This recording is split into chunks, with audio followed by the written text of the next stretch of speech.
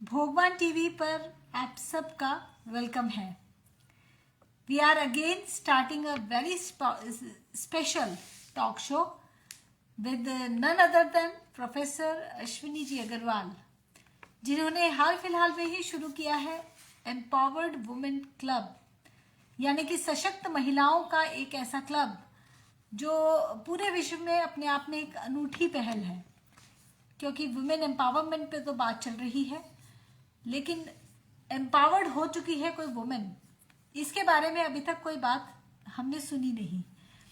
नवीन समय चक्र के जनक जो आप देख रहे हैं यहाँ, उसी के father of time professor Ashwini ji Agarwal से, जो कि नारी ज्ञान के स्पेशलिस्ट भी कहलाए जाते हैं, यानी कि ऐसा दावा किया जाता है कि वो ये जानते हैं कि what female wants, what female needs and what exactly a female is. उन्हीं से आज समझते हैं कि एम्पावर्ड वुमेन क्लब में उस क्लब की मेंबरशिप के लिए किसी फीमेल के पास क्या एसेंशियल स्किल्स होने चाहिए, यानी कि उसका एलिजिबिलिटी क्राइटेरिया क्या है उस क्लब को ज्वाइन करने का। तो प्रोफेसर अश्विनी जी, आपका बहुत बहुत वेलकम हमारे इस प्रोग्राम में। प्रणाम जी। तो अश्विनी जी, एम्पावर्ड वुमेन क्लब आपने जिसकी शुरुआत की है, अनाउंस किया है, उसमें आप इनवाइट कर रहे हैं विमेन को, सभी एज ग्रुप्स की महिलाओं को जी, कि आप इसे ज्वाइन करें। क्या लगता है आपको, किस तरह की फीमेल एक एलिजिबल फीमेल है जो एम्पावर्ड वुमेन कहला पाए? क्या ऐसा उसमें होना चाहिए? क्या ऐसी खूबी उसमें है कि उसे हम एक साधारण महिला की बजाय एक सशक्त महिला कह रहे हैं, एम्पावर्ड वुमेन कह रहे हैं? ऐसा क्या है उसके पास? जी, वैसे तो महिला जो बॉर्न हुई है, पैदा हुई है, वो सशक्त हुई ही है, सशक्त ही पैदा हुई है। पर क्या उसको पता है सशक्त का मतलब क्या होता है?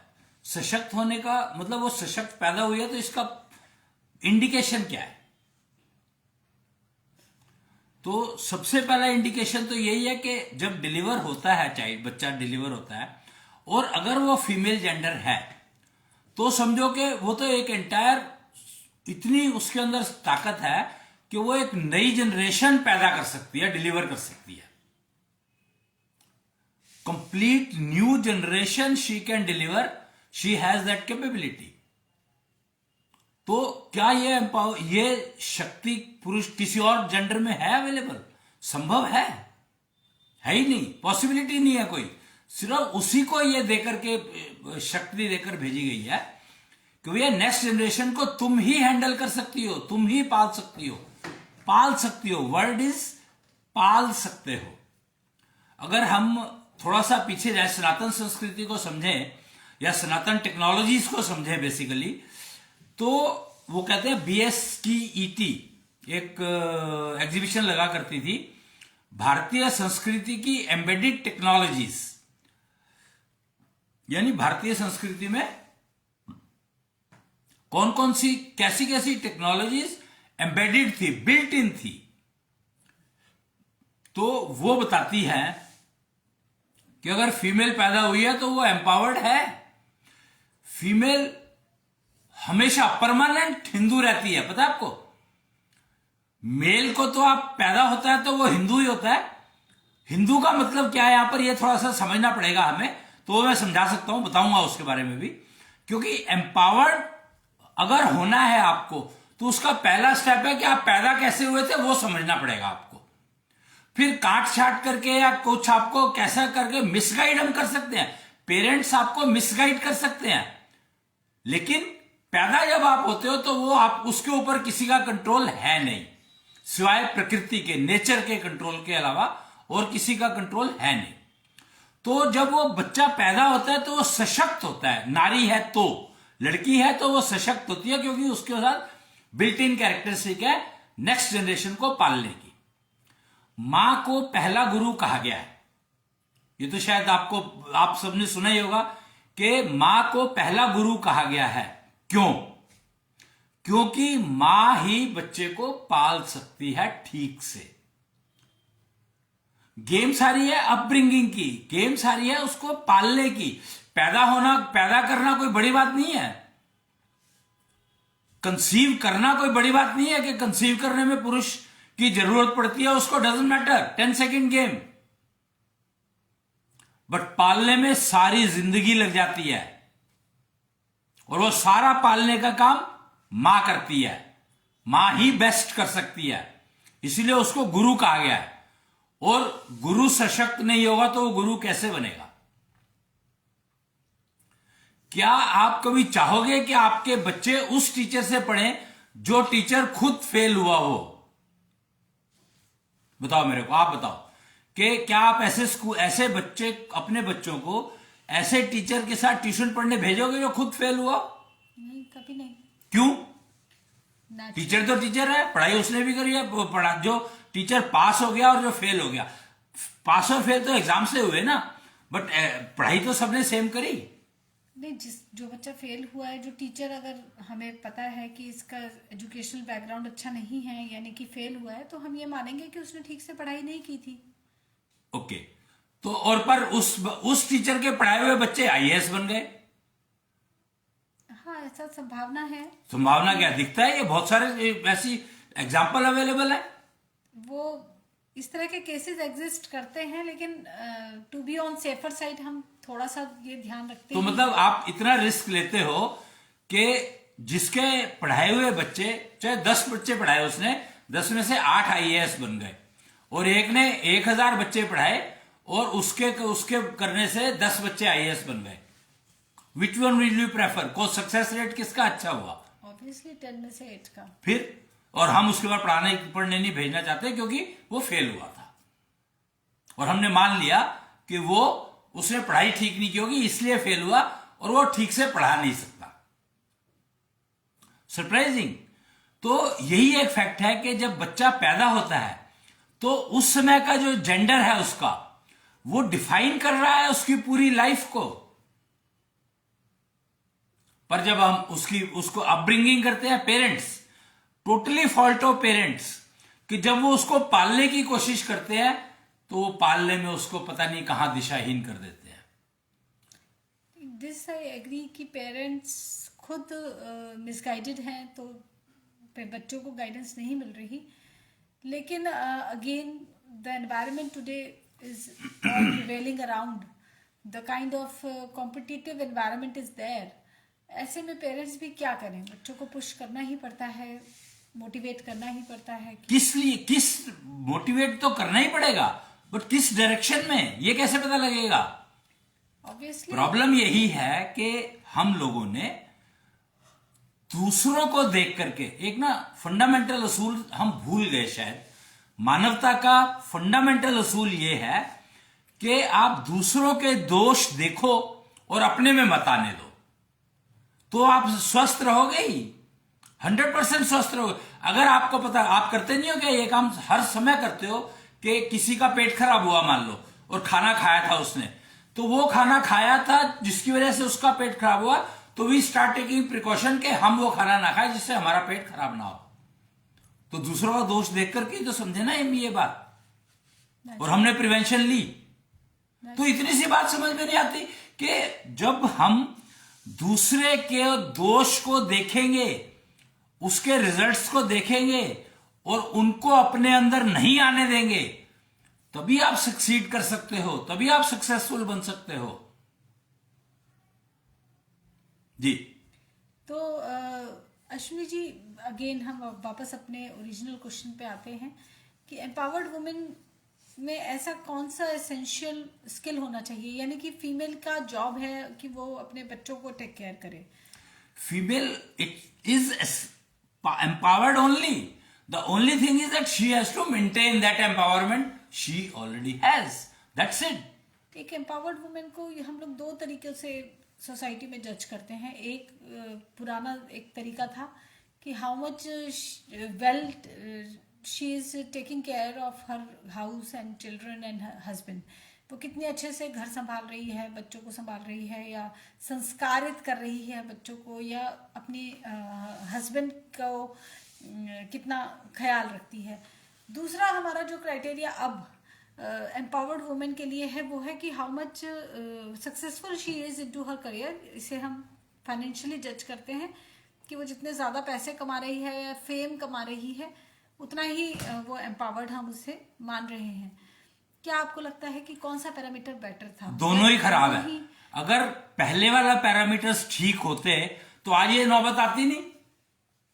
हाँ, महिलाओं को लगा कि सिर्फ घर संभालना या चूल्हा चौका करना उनका काम नहीं है, तो इसलिए वो बाहर निकली और उन्होंने काम करना शुरू किया और वो बहुत सफल भी हुई। सफल कहाँ हुई? एम्पावर्ड मेरे को एक भी फीमेल दिखा दो जो सफल हुई। सफल फीमेल कोई है ही नहीं आज की तारीख में। क्यों? आप हाँ, कोई नाम ले दो आप, मैं आपको 1000 फॉल्ट दिखा सकता हूँ। आप पॉलिटिक्स में देखिए, आप स्पेस साइंसेस में देखिए, आप कॉर्पोरेट्स में देखिए, आप बैंक्स में देखिए, हर जगह तो महिलाएं हैं पर सक्सेसफुल कोई नहीं है। What do you mean by successful? हाँ, तो सक्सेसफुल की डेफिनेशन ही खत्म हो गई। जैसे जो पहला सिस्टम चल रहा था उस सिस्टम को फॉलो करते करते आज यहां पर पहुंच गए कि हमारे सक्सेसफुल की डेफिनेशन ही खत्म हो गई। तो इसलिए दोनों सिस्टम में फ्लॉ था। मैं जो कहने की कोशिश कर रहा हूं वो समझो कि पहला सिस्टम फेल इसलिए हुआ क्योंकि हमने दूसरों के दोष देखे और उसकी सक्सेस देखी और उसको अपना लिया। नहीं, सक्सेस की डेफिनेशन क्या है? एग्जैक्टली तो ये मेरा सवाल आपसे है कि आप बताओ कि आपके हिसाब से सक्सेस की डेफिनेशन क्या है? देखिए, जितने लोग हैं उतनी अपनी अपनी समझ है। जितने लोग तो हैं, इसका मतलब सक्सेस की कोई डेफिनेशन नहीं रही ना। जितने लोग हैं उतनी सक्सेस की डेफिनेशन है, तो इसका मतलब सक्सेस की कोई डेफिनेशन है नहीं। हाँ जी, precisely this is what I am trying to say कि दोनों के दोनों सिस्टम फेल्ड हैं। तो उस फेल होने के कारण को समझना पड़ेगा हमें कि आपको पहले तो जेंडर का मतलब समझना होगा कि जो मेल जेंडर है, अगर बच्चा पैदा हुआ है, अगर वो पुरुष है, देखो अब इसमें ना आपको जो सबसे इंपॉर्टेंट है वो जो आपने पेपर दिखाया था एक, ये अगर आप पेपर देखेंगे तो ये पेपर अपने आप में इतना पूर्ण है, इतना कंप्लीट है, इतना होलसम है कि आप सोच नहीं सकते कि इसमें क्या क्या बताया हुआ है और बड़ा सिंपल सा है। जैसे मैं एक एग्जांपल देता हूं आपको।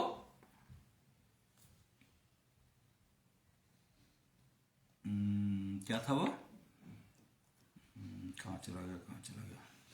अरे यार, बड़ा complex। जो हम लोग सफलता की बात कर रहे हैं, हाँ, सफलता के पैमाने क्या है, नापने का हमारा स्केल क्या है, हम उसको क्या नंबर्स से मेजर कर सकते हैं सफलता को, या हम जैसे एक टाइम था हम बच्चे के मार्क्स से मानते थे कि बच्चा कितना सक्सेसफुल है। मार्क्स किस चीज के? आज हम फेसबुक की पोस्ट की लाइक से एज्यूम करते हैं कि ये कितना सक्सेसफुल पोस्ट है। तो यही मैं कह रहा हूं कि सक्सेस का मतलब डिफाइंड ही नहीं है। वो डिफाइंड नहीं है, इसलिए बदलता रहता है। और सक्सेस का बड़ा सिंपल सा मतलब है कि जो मेरी लाइफ कल थी आज उससे बेटर हो।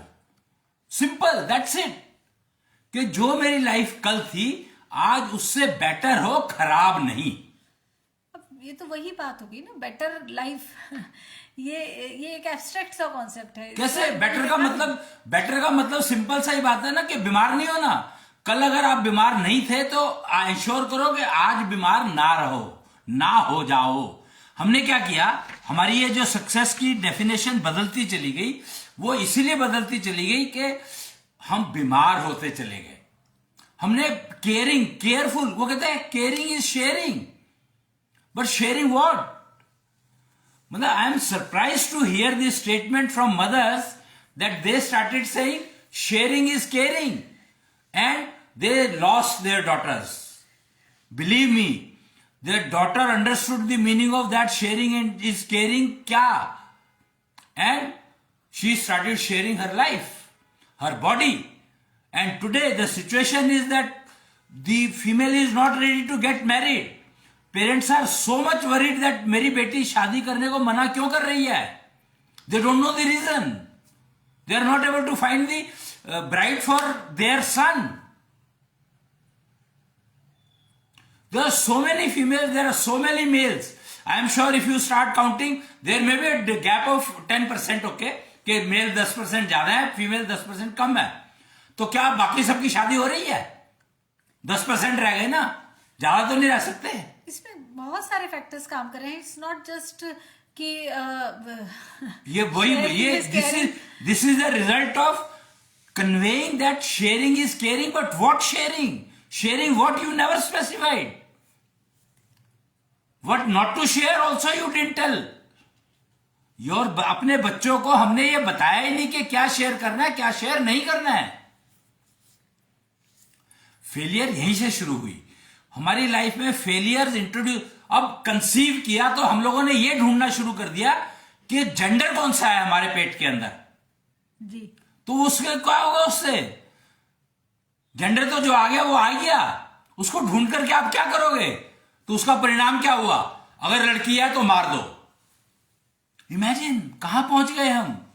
जो सबसे सशक्त जेंडर है उसको हमने मार दिया, वोम में ही एबॉर्शन हो गया। तो हम किस दिशा में जा रहे हैं? Sharing is caring without the conditions that what to share what not to share has made us reach that आज 10% वुमेन कम है, जबकि law of nature says that quantity of females, the gender female grows much faster, it is easier to deliver female gender than male gender. इसमें sharing is caring कैसे बताया नहीं ना कि शेयर क्या करना है क्या नहीं करना। तो जो लड़की बिना शादी के अपनी बॉडी को शेयर करने लगी और प्रेग्नेंट हो गई। आप समझो ना बात को कि शेयरिंग इज केयरिंग में अगर आपने स्पेसिफाई नहीं किया कि ये शेयर करना है और ये शेयर नहीं करना है, तब तक क्या सीखेगी वो? और कौन क्या सीखेगा? सीखेगी या सीखेगा, doesn't matter, because when this kind of problem comes both are responsible. So we have to frame sentences very, very carefully. Otherwise, we'll keep changing the definition of success, which has reached to the place that today there is no home. There is no difference between house and home. There is no difference left between house and home.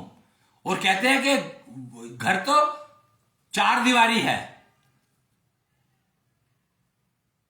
मतलब where we are heading to. और सबसे बड़ी बात abortions, why female genders are getting killed. हमने ऐसी technology बनाई क्यों जो ये बताती है कि आपका जेंडर कौन सा है वॉर्म के अंदर? क्यों बनानी पड़ी है technologies?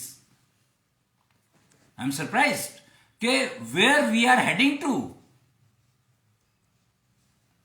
So the key is that we have to learn from दूसरों के दोष देखो और उनको अपने अंदर मत आने दो। और ये तभी संभव है जब आप कंपीट विद सेल्फ, अपने आप से कंपीट करना सीखोगे। और अपने आप से कंपीट करने का मतलब एक ही है कि मेरी जिंदगी कल से आज बेटर होनी चाहिए। और बेटर का पैरामीटर एक ही है, immunity. That's it, forget everything. Just ensure that your immunity doesn't fall. और अगर आपकी इम्यूनिटी नहीं गिरेगी तो डेफिनेट है कि आप बीमार नहीं पड़ोगे, ऑब्वियस सी बात है।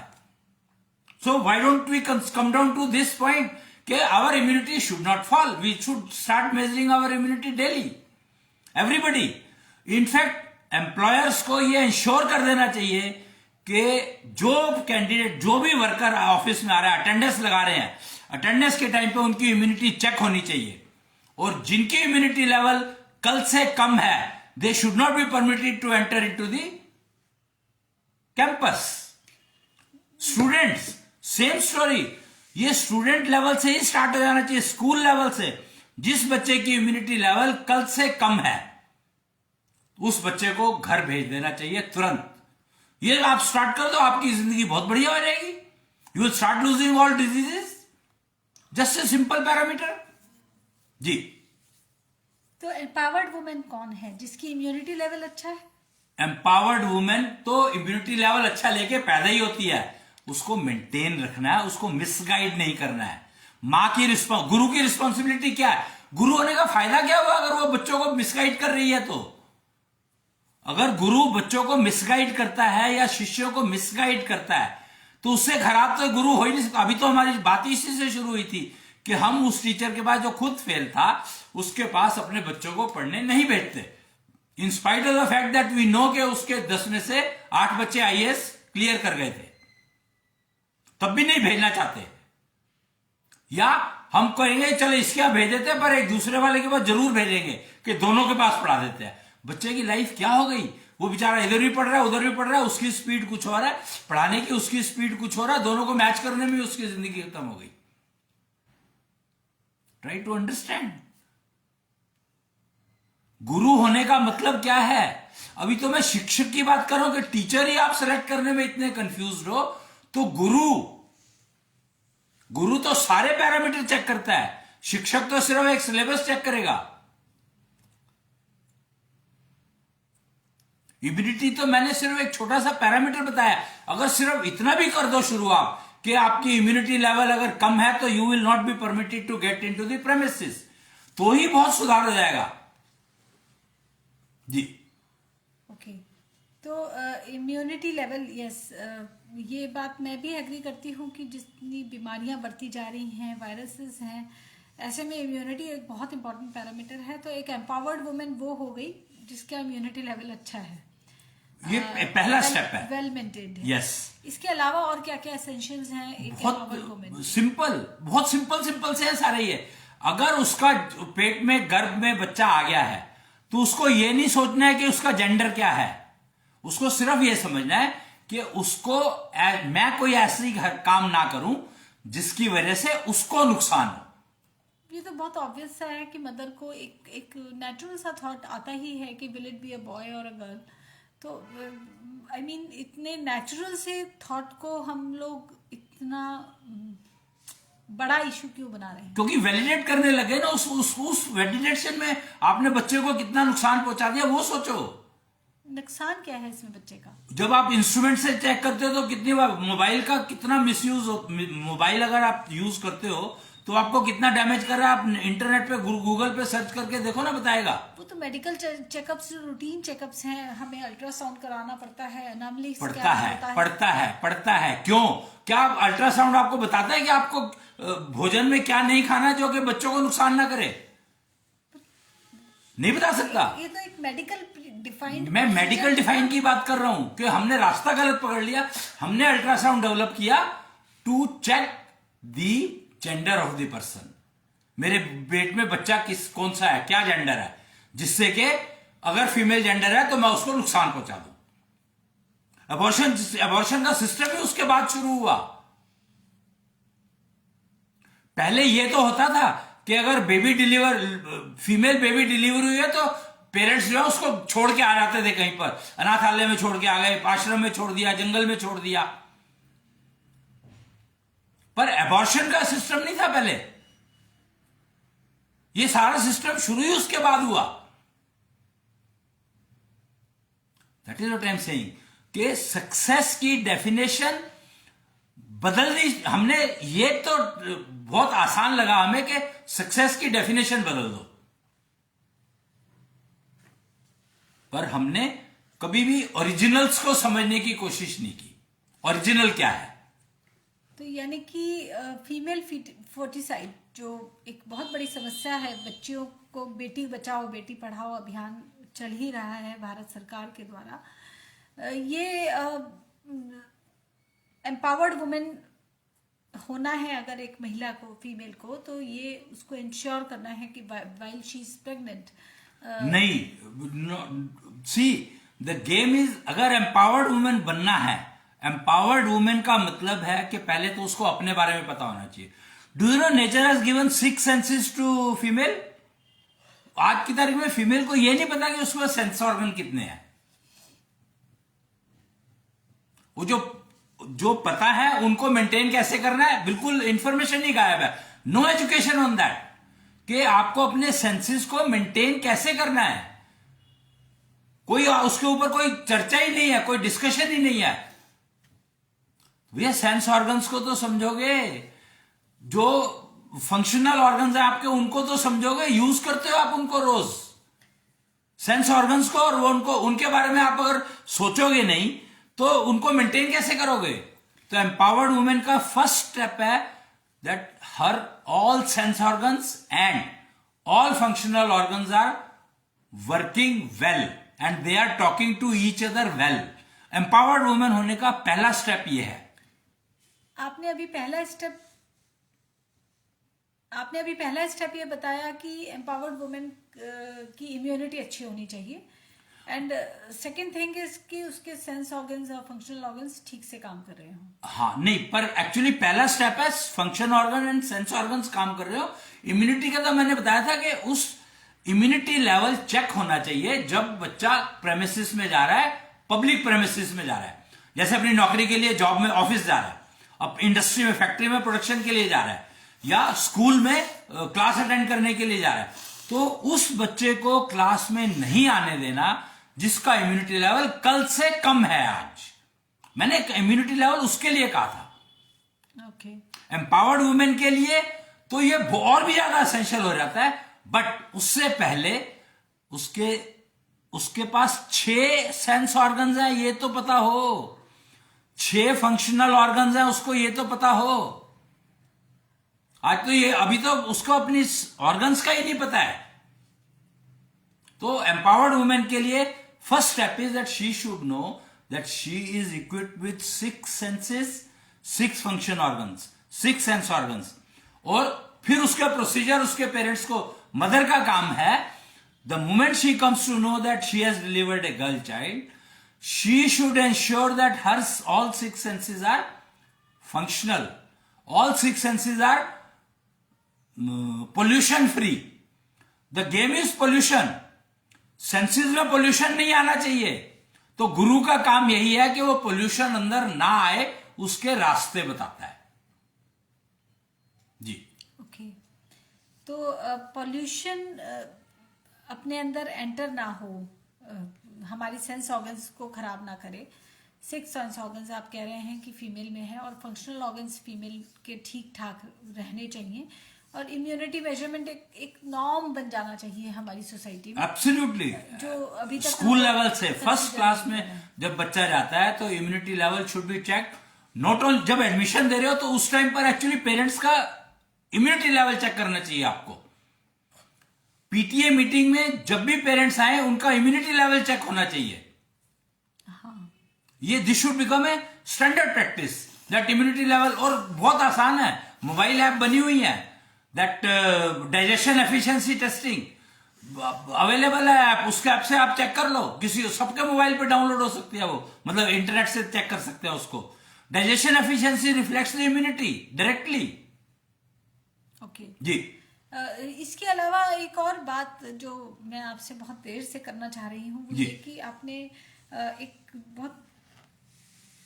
एक मुहिम सी चलाई है, कम्पीट विद सेल्फ। हाँ, ये क्या है? बताया ना कि कल से आज मेरी लाइफ बेटर होनी चाहिए। लाइफ बेटर के parameters, immunity, sense organs, function organs, ये ठीक काम कर रहे हैं सारे के सारे। सेंस बस। ऑर्गन्स ठीक काम कर रहे हैं, मतलब कि हमारी आईसाइट ठीक है, हमारी चश्मा नहीं लगा है, हमारी नहीं नहीं नहीं, चश्मा नहीं लगा, नहीं। हमारे सेंस ऑर्गन्स जो मैसेज दे रहे हैं, we are able to decode the message. के कान कुछ कह रहा है, आंख कुछ कह रही है, तो क्या हम समझ पा रहे हैं उसको कि कान ठीक कह रहा है या आंख ठीक कह रही है? नाक हमारा स्मेल दे रही है कुछ, क्या हम उस स्मेल को समझ पा रहे हैं? What do you mean by समझ पा रहे हैं? भाई कान ने सुना कि यार उसको मार दे, और सामने दिखाई दे रहा है कि कोई बंदूक लेके खड़ा है। अब मेरे को नहीं पता कि वो जो सामने बंदूक वाला लेकर खड़ा है उसको कोई कह रहा है कि मार दे, या मैं सामने खड़ा हूं, मान लो मेरे सामने कोई बंदूक लेके खड़ा है, तो वो जो कहने वाला है वो मेरे को कह रहा है कि उसको मार दे। Okay, you understand? अच्छा, ये तो मिसअंडरस्टैंडिंग जो आमतौर पे हमारे रिलेशन एग्जैक्टली। अगर आपके सेंस ऑर्गन्स ठीक है, हमने समझा कुछ, exactly, that's what happens. Misunderstanding खत्म होनी चाहिए। There should not be any misunderstanding, it should not be left and it can not be there if you are conscious about ensuring that your sense organs are working fine. Okay. And they are in sync with each other. अरे मेरे organ ही अगर मेरे sink में नहीं है तो मेरी तो जिंदगी वैसे ही बेकार हो जाएगी। हाँ जी। जी। तो sense organs should work in proper synchronization so that we are able to get the right message. Misunderstanding नहीं होगी उसमें, पोल्यूशन नहीं होगा. Misunderstanding is caused by the pollution given by your senses. अच्छा, ओके. तो एम्पावर्ड वुमेन के अभी तक जो मैं आपसे समझ पाई हूँ, वन थिंग उसके sense organs and functional organs ठीक काम कर रहे हो. सेंस ऑर्गन्स मीन्स उसकी समझ ठीक से चल रही है, वो देख पा रही है, समझ पा रही है what is happening all around and what is being told to her and what she is conveying. She is completely aware of. Absolutely. क्या बोल रही है, कब बोल रही है. And a normal life. In normal life this should happen. ये नहीं कि बहुत स्पेशल तुम्हें एफर्ट करनी पड़े और तब आप ये कर पा रहे हो. और फंक्शनल ऑर्गन्स ठीक चल रहे हो, वो हाथ पैर उसके सब कुछ ठीक से काम कर रहे हैं, और इम्यूनिटी पर उसका अपना ध्यान है. She is measuring. एब्सोल्युटली. तो ये एम्पावर्ड वुमेन के लक्षण है. फिर compete with self to improvise और on self, improvise on self only. On self. या तो ये आप सक्सेस के पैरामीटर्स ये बोल रहे हैं कि मेरे सेंस ऑर्गन्स कल से बेहतर हो गए, मेरे फंक्शनल ऑर्गन्स कल से बेहतर हो गए, मेरा इम्यूनिटी लेवल कल से बेहतर हो गया, and I am looking at the दोष ऑफ अदर्स. दूसरों के फॉल्ट देखती हूं मैं, दूसरों की गलतियां देखती हूं मैं, और वो गलतियां मैं ना करूं ये समझ लेती हूं. हाँ जी. जिसको कहते हैं दूसरों की गलतियों से सीखना. हाँ जी. तो ये बहुत इंपॉर्टेंट पैरामीटर है एम्पावर्ड वुमेन के लिए, कि मैं दूसरों की गलतियों से सीख पाती हूँ. हाँ, और मैं सीख पाऊं. एम्पावर्ड वुमेन हो तो you will be having this characteristic that you will be able to learn from the mistakes of others, and जो गलती तुमने पहले किया वो गलती रिपीट कभी नहीं होगी. ओके. तो ये दो पैरामीटर एसेंशियल है फॉर एम्पावर्ड वुमेन. जी. अच्छा, तो because she is in the mode of competing with self, तो उसको ये पता होना चाहिए कि ठीक है कल मुझसे गलती हुई, बट ये रिपीट नहीं हो, दोबारा ना हो. कभी भी नहीं. Never ever in life. तो she takes proper care rather than going into guilt. वो ऑटोमेटिक हो जाएगा. अगर आपकी सेंसेस ठीक काम कर रही हैं तो sense will give you warning that you made this mistake earlier. आपका स्पिरिचुअल जो नॉलेज बैंक है, स्पिरिचुअल का मतलब, अभी यहाँ पे ना एक अंग्रेजी की प्रॉब्लम क्या है कि देयर आर टू वर्ड्स, एक स्पिरिचुअल है और एक स्पिरिचुअल है. तो I am not talking about spiritual, I am talking about spiritual. अब मैं उसको कैसे डिफाइन करूं मुझे नहीं पता, अंग्रेजी में ऐसे ही है. तो स्पिरिचुअल मीन्स नॉलेज बैंक. तो आपका एक्सपीरियंस, उसको यूज करोगे आप, और वो आपको बता देगा कि आप ये गलती दोबारा करने जा रहे हो. So warning, early warning system will come. Actually this is called early warning system. Your early warning system should be functional well. Okay. तो दूसरों की गलतियों से भी हम सीख पाए, ये एक बहुत ही जरूरी, मुझे लगता है हमारी सक्सेस के लिए बहुत जरूरी है कि हम दूसरे की गलती देखकर, समझकर कि अच्छा उसने ये किया था तो उसको ये रिजल्ट मिला था, मुझे ये रिजल्ट नहीं चाहिए, तो I avoid doing this kind of mistake. And अपनी भी गलतियों से हम सीखें और उनको रिपीट नहीं होने दें. अपनी गलतियों को रिपीट ना होने दें, ये पक्की. और early warning system, you are built in with early warning systems. Okay. But अपने अर्ली वार्निंग सिस्टम को हम फंक्शनल रखें. ये सेंस ऑर्गन्स के अलावा है. Actually the game is that you have, female has 24 organs, 12 sense organ, 12 नहीं, functional organ. 6 sense organ, sorry to interrupt, 6 sense organs and 6 functional. No, actually that's what I am saying कि अभी तक तो हमें 6 के बारे में नहीं पता है, तो बाकी जो 6 है और उसके बारे में कहां से पता लगेगा. नहीं, देखिए हाथ, हमें सबको पता है कि हाथ हमारे पास 2 होते हैं. Okay, let us stop. अच्छा, मेरे को बताओ, आंख जो है वो देखने का काम करती है या दिखाने का? देखने का. दिखाती नहीं है.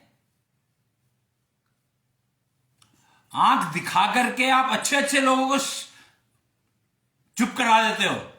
तो आंख दिखाना क्या है? एक आंख दोनों काम कर रही है, सेंस ऑर्गन भी, फंक्शन ऑर्गन भी. कैसे हो गया ये? पर कान तो नहीं सुना रहे। कान सुन, टेलीपैथी, कान में टेलीपैथी के लिए कान ही जरूरी है, जो एंटीना का काम करते हैं, जो ट्रांसमिट का काम करते हैं। क्योंकि हमें पता ही नहीं है अपने ऑर्गन्स का, इसीलिए हमें जानकारी नहीं है, ज्ञान ही नहीं है। प्रॉब्लम यही है कि हम लोग ऐसे सिस्टम में उलझ गए कि जो हमें सिर्फ डिटीरियोरेट ही करता जा रहा था।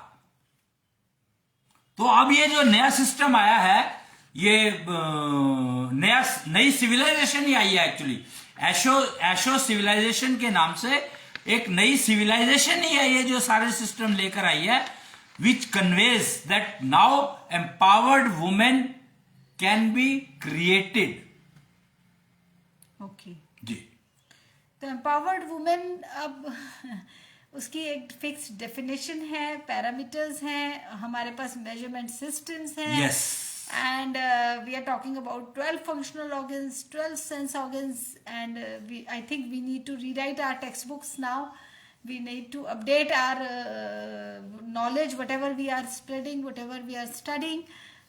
Things are moving on a very fast pace.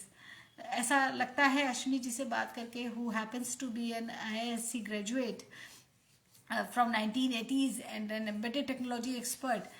हम AI के ज़माने की बात कर रहे हैं, लेकिन the fact remains that female के कॉन्टेक्स्ट में at least we have got really advance systems so that a women can now become an empowered women. तो अश्विनी जी, आप जिस सिस्टम की आप बात कर रहे हैं वो वाकई में एक कमाल का सिस्टम है, एंड डेफिनेटली वो हमारी सोसाइटी की नीड है, और इसके बारे में मैं जितना भी कहूँ वो कम है। आपका बहुत बहुत धन्यवाद आज हमारे व्यूअर्स को ये क्लैरिटीज देने के लिए। जी, प्रणाम। प्रणाम।